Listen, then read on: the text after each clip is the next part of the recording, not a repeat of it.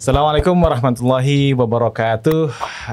Welcome back to Wonder Home Podcast. Dan pada kesempatan yang sangat berharga ini, saya merasa sangat bahagia, terhormat kedatangan teman masa kecil, ya Mas. Dan kemudian kita itu dari SD, SMP, SMA, terus satu sekolahan. Iya. Dan kemudian pisah ketika kuliah. Namanya Mas Zainal Fanani. Gimana Mas Zainal kabarnya? Alhamdulillah, baik. Makasih ya sudah nyambangi saya di Jogja. Jauh-jauh dari Kediri. Iya, alhamdulillah bisa sampai sini. Jadi Mas Zainal Fanani ini adalah itu tadi teman masa kecil. Dulu waktu kecil itu pernah satu bangku, kalau saya lupa kelas 1 atau kelas 2 gitu. Ya, pernah Satu bangku. Kalau diutus oleh sekolah untuk cerdas cermat itu selalu satu tim gitu. Tapi saya selalu ranking 3. Ranking satunya Mas Zainal ini. Iya. Oke, gimana kabarnya Mas Zainal? Alhamdulillah baik. Mas Zainal, ini kita cerita nostalgia aja ya. Ini agak nervous sih. Nostalgia. Boleh. Gini, saya tuh kami berdua ini lahir besar di sebuah desa namanya Desa Kanigoro di Kediri ya Mas Zainal ya. Saya mengalami pendidikan TK dengan teman-teman yang lain. Saya belum tahu Mas Zainal waktu itu. Ya, betul. Tiba-tiba kelas 1 sudah ada Mas Zainal Fanani. Iya. Satu bangku dengan saya. Langsung ranking 1. Gimana rasanya? Ilmunya dapat dari mana waktu itu? Iya, ini sekedar ingatan waktu kecil ya. Dulu itu sebelum masuk jenjang SD atau MI itu nggak mau sekolah sebetulnya. Oh gitu. Jadi tanda kutip itu sekolah itu waktu masih ingat didaftarkan itu sampai orang tua nggak tahu tanggal lahirnya, nggak tahu. Oh ya? Nama aslinya jenengi sopo itu nggak tahu. Akhirnya sampai pengejaan nama itu yang memberi inisiasi itu ada peran dari guru. Oh, Pak Asnawi waktu itu. Oh Pak Asnawi, iya, guru kita kelas 1. Waktu itu ya. Jadi sebelum itu kan sebetulnya ini suruh sekolah itu sulit. Nggak mau lah. Iya, mungkin maunya main terus. Maklum waktu itu kan coro casakin bolang ya. Bolang. Ya ke sawah, ke sungai itu. Tiap hari main inilah main itulah. Akhirnya mungkin minat untuk sekolah formalnya enggak ada. Terus akhirnya mungkin orang juga berpikir bagaimana kedepannya untuk pendidikannya. Akhirnya dipaksa untuk daftar sekolah. Itu ceritanya begitu. Nah, kalau namanya baru dieja waktu sekolah, sebelumnya dipanggilnya apa? Pakai Panani. Oh Panani. Terus dilengkapi Zainal. Iya, itu tambahan dari gurunya itu. Kalau nggak baru tahu saya. Iya, mungkin ini saking orang dulu kan, kita kan 9 bersaudara. Mungkin orang tua juga nggak ingat ini anakku kelahiran piro hari apa tanggal berapa, nggak ingat. Mungkin yang salah satu salah dua saja. Jadi begitu semua diserahkan. Mungkin kalau sekarang administrasi derek Pak Guru Mawon Ampreh saya ini mungkin begitu yang termasuk tanggal lahirnya. Iya. Itu dicatatkan di situ itu. Iya, wis manut Pak gurunya. Mungkin di rata-rata ini pantasnya menurut Pak Guru di umurnya piro, mungkin seperti itu. Jadi termasuk tanggal hari itu nggak tahu sama sekali. Semoro-moro tanya ketika lihat rapor. Itu baru tahu aku tanggal sekian. Sekian. Kan biasanya juga ada yang dicatat di lemari, nggak ada sama sekali. Nggak ada sama sekali, mungkin karena mungkin orang dulu ya. Jadi karena banyak anak sepenting kerja, nggak berpikir hal seperti itu. Nggak kepikiran lah mungkin. Tapi yang mendorong, yang punya keinginan kuat untuk mendudukkan sampean ke bangku sekolah itu ibu, bapak, kakak atau apa waktu itu? Sebetulnya ada peran dari beberapa kakak ya, terutama kakak Kupas yang nomor 7. Kang Jumari. Yang Mbak Siti. Mbak Siti. Ya, mungkin dulu aku lebih banyak dengan Mbak Siti daripada dengan Mas Jumari, karena kalau Mas Jumari itu kan memang ibarat kata mainnya kan lebih jauh. Jarak mainnya harus kemudian pertemanannya. Kalau Mbak kan mungkin lebih sekitaran tetangga aja. Jadi mungkin itu lebih nyaman gitu. Termasuk yang menyemangati motivasi ya Mbak Siti. Oh, Mbak itu. Siti. Iya. Masih ingat kan? Masih ingat. Salah satu primadona desa. Siti ya. Oh, yang mendudukkan akhirnya. Terus kemudian kok bisa agak mulai jadi betah sekolah di bangku sekolah itu? Sebetulnya awal-awalnya itu lebih kepada rasa nih takut.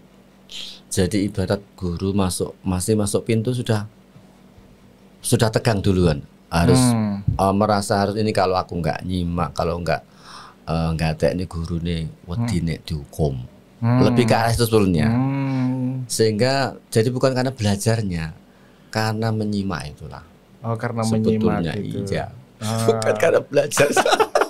Nah, tapi kan memang menakutkan dulu Pak Asnawi itu almarhum ya. Iya. Kalau nggak ngerjakan PR, tangan di atas bangku, ditutui atau dijejer nek ngarep, disuruh digeblek sama pakai garisan panjang itu. Garisan panjang. Penggaris itu kan selalu bawah. Itu ya. Ya itulah mungkin karena faktor lebih arah kepada ini kalau aku nggak tertib, nggak jadi siswa yang disiplin, intinya takut dihukum aja. Lebih ke arah situ. Jadi kalau kemudian akhirnya nilainya bagus ya bonus dari sebetulnya mungkin merasa takut sekolah sebetulnya waktu itu. Ya itulah seperti itulah kisahnya. Jadi bukan karena rajin belajar ya. Iya kan menyimak di kelas, diterangkan, itu ya, menyimak dan nangkep. Nah, begitu. Dan setelah nangkep kan tercerna dan kemudian hasilnya jadi bagus. Dan itu bertahan loh dari kelas 1 sampai kelas 6, kelas 1 sanawiyah dan seterusnya. Itu kan bertahan terus itu. Jadi sebetulnya ini kaitan karena begitu dapat ranking 1 di kelas 1 itu merasa punya kewajiban untuk mempertahankan. Sehingga persis ya belajarnya ya waktu mau ujian saja. Ya, kadang buat ringkasan begitulah. Sebisanya sedapatnya. Ya cuma itu aja. Jadi cara sinaune belajarnya ketika hanya menjelang ujian. Selebihnya kalau ada PR itu aja. Tapi ya kuncinya itu bukan hanya itu ya. Kuncinya satu tadi itu menyimak penjelasan guru itu menyimak. Kalau saya kan nggak terlalu menyimak, kadang sampai mau dibalang penghapus sama guru itu kan pernah. Ya itu mungkin ini karena kita beda pikiran ya. Kalau saya kan punya teman TK, jadi ada semacam keinginan untuk terus sama temannya connect dengan bermainnya. Kalau aku kan nggak punya koneksi teman TK, sehingga gitu lebih menyimak sama gurunya kepada gurunya. Terus kemudian memang peran guru itu sangat sentral untuk pembentukan pribadi dan disiplin kita itu ya awal-awal itu ya. Jadi betul-betul searah waktu itu. Jadi apa yang didahulunya itu yang segalanya buat kita sebagai siswa. Kalau saya kelas 1 itu masih agak nakal-nakalnya itu. Tiap anak mau masuk kelas gitu, saya di depan pintu terus menjambuli satu-satu. Aku malah nggak begitu memperhatikan kecuali dan saya gelut sama Edit waktu itu. Gara-gara itu. Ini Edit kalau delok mesti guyu kalau lihat ini. Hati Santoso ya. Gitu. Jadi kalau sama teman-teman yang waktu MI itu ya yang tingkat yang paling parah nakalnya atau yang tanda kutip ya yang dekat dengan saya lah secara nilai akademik kan otomatis kita akhirnya kan dekat merasa dekat. Siapa? Ya kalau misalnya teman-teman yang waktu itu ya yang dianggap sering protes atau sering nakal lah itu yang dari Jabang itu Ali itu kan sering kena pukul, kena hukuman sama gurunya. Dan kita nggak tahu apa penyebabnya dia kok seperti itu. Wah, itu yang aku kok lupa ya Ali itu ya. Aku lupa namanya, ada konjawannya. Anaknya Pak ada ya? Blending ya kalau nggak salah. Panggilannya bapaknya, tapi asli nggak tahu siapa. Ingatku cuma Nur Hayati aja. Nur Hidayati deh. Tapi bapaknya kan di Gorontalo Utara. Oke. Terus kalau teman yang terlalu pendiam juga ingat, seperti Somad. Somad. Jadi yang seperti itu. Dan ke sekolah pun jarang pakai sepatu, ingat saya kalau dulu itu. Nggak pernah pakai sepatu sampai kelas 4. Baru kelas 5. baru pakai sepatu. Itu masa-masa itu ya. Jadi apa masa-masa pembentukan diri lah ya, kita betul. Waktu masa kecil itu ya satu memang guru, terus kemudian pertemanan. Tadi Mas Fanani yang belum minat sekolah, kadang memang perlu agak didorong, dipaksa gitu ya. Betul, ya betul. Diletakkan dalam suatu posisi yang mau nggak mau harus belajar harus gitu belajar, ya. Gitu, harus dikondisikan. Harus dikondisikan gitu ya. Ini auto record nggak boleh dicontoh ini. Ya enggak apa-apa, justru anak-anak yang badung itu pinternya di situ itu. Ya saya kelas 1 sampai 3 tuh isinya cuma berkelahi aja saya dulu. Jadi apa ya, kebiasaan menyimak itu kalau mungkin dalam konteks apa ya, proses pembelajaran sekarang tuh lebih yang dominan tuh simak. Jadi auditorialnya. Jadi memang kalau di persentase minat baca sama keinginan untuk menyimak itu lebih besar menyimak. Akhirnya apa, kalau membaca itu kan memang ada sesuatu yang dibutuhkan, yang diperlukan, apa yang belum kita ketahui atau yang belum mendalam begitu. Baru tumbuh minat membaca, mencari. Kalau enggak ya kita percaya dengan apa yang diterangkan aja. Itu yang WhatsApp itu. Iya. Itu terbawa sampai hari ini. Oh ngono ya. Terasa pola belajar saya polanya kayak gini, betul. Lebih ke auditorial gitu, betul, ya. Gitu. Dan itu kita juga punya guru-guru yang hebat-hebat itu dari seberang kulon Berantas ke situ. Dedikasinya luar biasa itu di masa-masa SD itu. Dan kita semua begitu takdim kepada beliau-beliau. Dan insyaallah beliau semua sudah almarhum ya. Mulai Pak Marsuni, Pak Asnawi, Pak Makrus, Pak Ismail, Pak Ali. Yang terakhir insyaallah Pak Asnawi. Allahumma maghfir lahum, semoga dosa beliau diterima Allah Subhanahu wa taala. Oke, setelah SD kemudian ke Sanawiyah itu kita masih juga satu sekolah ya? Satu sekolah. Di MTS NK satu kelas. Kalau dulu satu kelas. Dan satu kelas. Masih satu kelas dari SD, dari Min itu, terus kemudian ke situ satu kelas semuanya. Satu kelas semuanya. Dan yang paling teringat adalah ketika hari Jumat. Apa itu hari Kasyafah, hari Pramuka. Oh, hari Pramuka. Latihan Pramuka itu kan masih sering kita bersama lah. Bersama dari Min, kemah di mana-mana mewakili sekolah gitu. Dulu kan kalau waktu di jenjang Min kan kita digabung dengan MI yang lainnya. MI Muhammadiyah Keromasan itu ya. Itu yang paling teringat, masa transisi dari Min ke Sanawiyah. Dan lagi-lagi Fanani tetap mempertahankan ya, tapi tesnya gitu. Beda keadaan. Hanya di kelas saja. Ya di kelas ya. Iya, karena ada paralel kan, ada sampai D kan itu. Kalau paralel juara satunya istri. Mesti incer kan kelas 1. Mabni Magelub. Mbak Lili ya. Iya. Gitu ya. Ya itu gara-gara wah ini kayaknya saya sudah nggak bisa berkembang kalau terus sama Fanani ini. Saya akhirnya pindah sekolah itu kelas 2. Nah ini yang saya nggak tahu. Jadi begitu setelah masuk kelas 2 ya, ini kemana teman ini? Nggak ada kabar, nggak ada info. Dan juga saya juga nggak mencoba tanya, mencari informasi ini kemana. Sampai suatu ketika ada yang ngasih tahu bahwa masuk ke pesantren itu. Karena adik saya sudah di sana satu waktu itu ya di MTS Kunir, terus kemudian pondoknya di Al-Kamal, Pondok Pesantren Terpadu Al-Kamal. Karena kelas 5 itu saya sudah dikasih tahu sama Mbak Zul, bibi saya yang di Jember, nanti ada sekolah aliyah bagus di sana, kamu ke sana gitu. Waduh, kalau saya sekolah di sini terus, saya nggak bisa memperkuat basic saya ini, basic bahasa Arab, macam-macam gitu. Ini baru sementara teman yang lain, sampean kan ke Ploso, iya toh? Sampean ke Ploso ke yang lain-lain memperkuat bahasa Arabnya nih. saya Kemayan sama Dowi ke Pondok Al-Islahiyah di Kemayan Mojo itu. Tapi ya begitu-begitu saja gitu. Sebetulnya waktu ikut diniyahnya Ploso itu bukan itu latar belakangnya. Ikut-ikutan juga. Jadi kan beberapa santri yang ikut Gus Maksum itu kan memang untuk pelajaran diniyah kan di Kanigoro kan kurang. Akhirnya merasa perlu untuk menambah di pelosok. Dan saya tuh cuma ikut-ikutan. Karena beberapa itu saya akrab, ya teman main di masjid kan.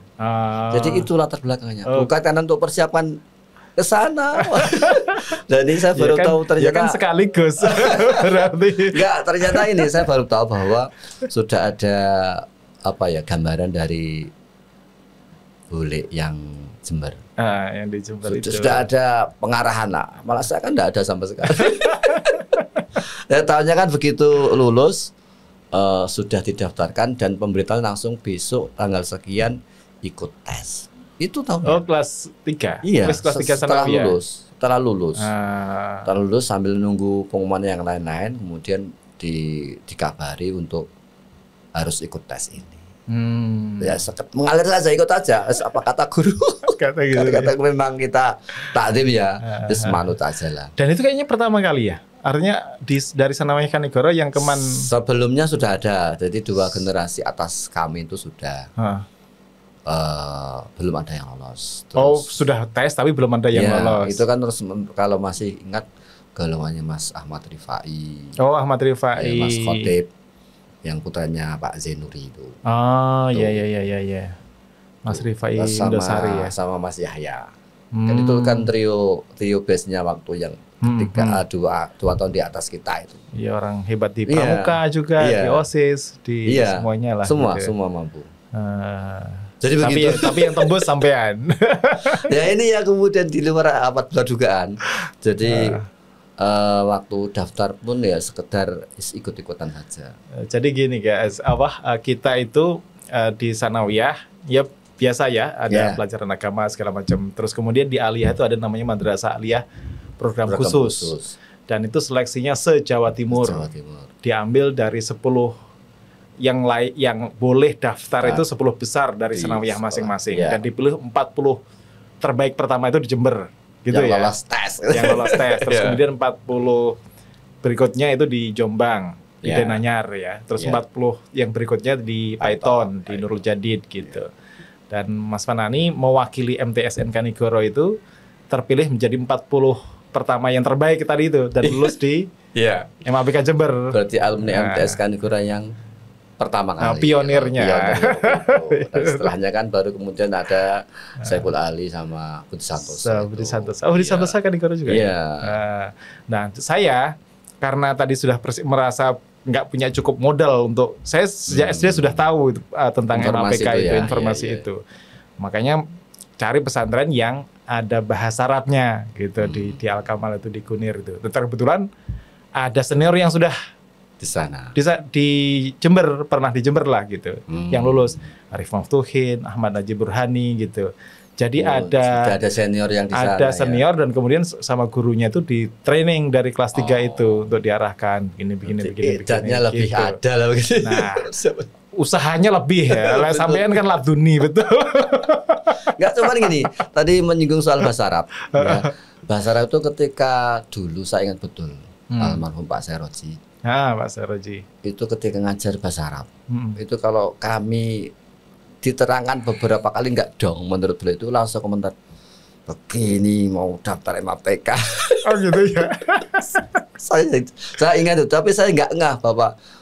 Emang saya enggak mau daftar ke sana kan begitu. Artinya bukan sesuatu yang menjadi passion waktu itu.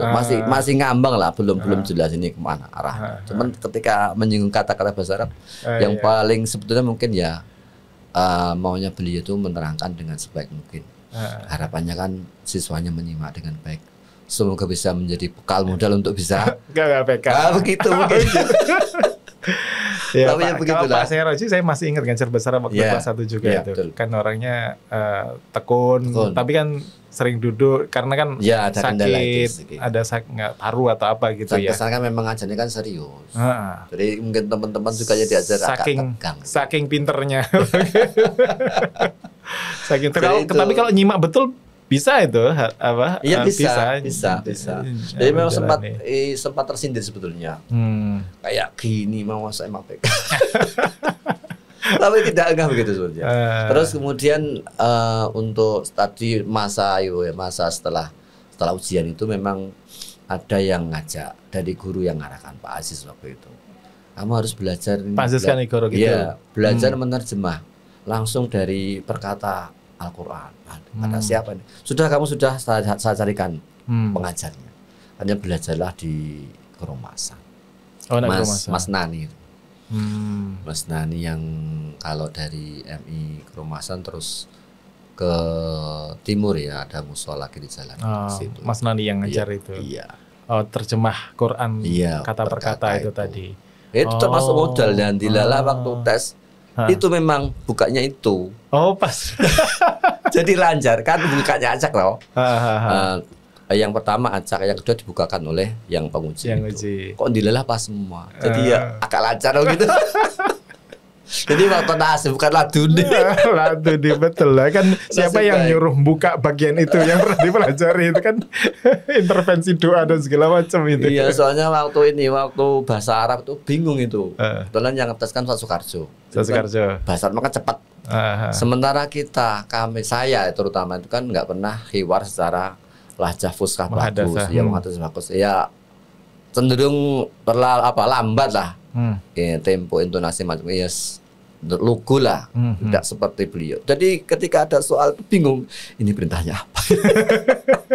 Gitu ya. Intinya kan saya suruh buka pintu, menutup pintu itu sampai bener-bener beberapa kali. Gitu. Salah paham. Itu kan masuk tes itu di Surabaya ya. Kita tes itu di Sukolilo sekarang menjadi Wisma Baridiklat. Baridiklat ya. Dulu masih kanun yang alam. Jadi sebenarnya agak ketir-ketir. Wah ini tadi basarnya beli potan. Kurang lancar lah begitu. Kalau waktu tes itu saya ya karena derdek karena nervous gitu ya. Disuruh doa habis wudhu. Blank itu, ngeblank sama sekali. Hilang. Tapi jelas beda ya, sudah persiapan dengan belum. Akhirnya kan dalam peringkat urutan pengumuman kan nggak tahu saya urutan 21. Hah? 21. Oh 21. Saya 31. Kenapa jarak 10 ya masih tipis-tipis lah gitu.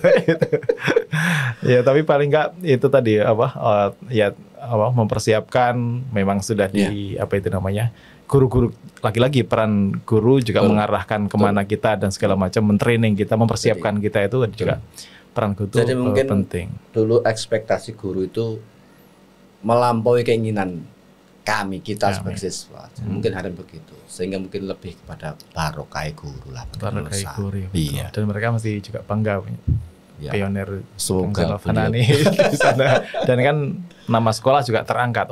Ada dari MTS ini yang ke APK Jember. Iya. Ini di pause dulu bisa. Boleh. Oke, ini dari tadi sanawiyah tes ke MAPK. Nah, sekarang kita ngobrol tentang di MAPK-nya. Ini nggak kalah dramatis ini. Nah, ini kan sebagai alumnus MTSN Kanigoro pertama kali yang diterima di MAPK Jember gitu. Perasaannya gimana? Respon keluarga, respon sekolah, itu gimana waktu itu, Mas? Sebenarnya nggak begitu ingat ya. Cuman kalau diruntut lagi ya banggalah keluarga itu, ada kebanggaan. Cuman secara secara naluri sebagai orang tua saya menangkap mungkin agak keberatan juga ya, mungkin bukan apanya, jaraknya jauh. Kemudian mungkin pertimbangan orang tua belum pernah ke luar rumah, jadi menjadi pertimbangan. Termasuk nanti makannya gimana, macam-macam kan itu bagi orang tua kan menjadi pemikiran tersendiri kan. Cuman kemudian dikuatkan informasi, nanti ada kembali lagi ada familinya Siva yang di sana. Terus termasuk langsung kemarin dulu itu kita langsung banyak nyari langsung ke rumah utara Mbah Hasrip. Jadi situ ada Mbak Il, ada yang lain yang minta informasi Pak Agus. Nanti gini. Jadi sudah ada sedikit pencerahan lah, sehingga kekhawatiran itu menjadi sedikit berkurang. Meskipun saya menangkap masih ada kegalauan yang lainnya. Jadi itu. Keluarga dari guru-guru ya alhamdulillah, intinya beliau merasa sangat bangga dan sangat mensupport. Mungkin memenuhi harapan sebenarnya pada kami. Ya begitulah. Jadi mungkin setelah sekian beberapa kali ngantar memperjuangkan mood-moodnya, kemudian baru yang ini pada periode itu tembus pada saya dan 2 orang yang tembus. Karena waktu itu gabungan filia kan waktu MTS-nya kan. Jadi negeri sama beberapa MTS swasta itu kita gabung. Ada dari Darussalam, dari Watas. Jadi kita sudah dikondisikan waktu tes itu di satu titik berangkatnya, dan kemudian ditampung di salah satu keluarga dari keluarga guru MTS Darussalam di Surabaya. Iya, di Surabayanya. Okay. Kita kalau nggak salah ber-7 atau ber-8 itu. Yang tes itu. Iya. Nah terus yang satunya tadi siapa? Husnul. Oh Husnul. Husnul itu dari Kanigoro. MTS Kanigoro. Kemudian yang satunya dari Darussalam itu 3 sebetulnya. Nggak ingat betul ya, cuman yang ingat itu 2. Mas Surin sama depannya Darussalam 1. Terus yang dari Wates itu ada 1 cowok. Kalau nggak salah namanya Zainuddin saya. Tapi yang diterima sampai yang di Jember Mbak Husnul sama Mbak Lili itu 2 orang ya di terus Malang. Sama Mas Rudin. Sama Mas Rudin di mana? Di Python. Oh di Python. Probolinggo. Iya. Oke. Ya begitulah. Berjalan dan akhirnya berangkat ke Jember. Yang antar siapa Pak? Pertama kali ke Jember itu? Kayaknya kita sama-sama. Bareng-bareng kan? Ya itu ya akhirnya membuat orang tua tenang kan.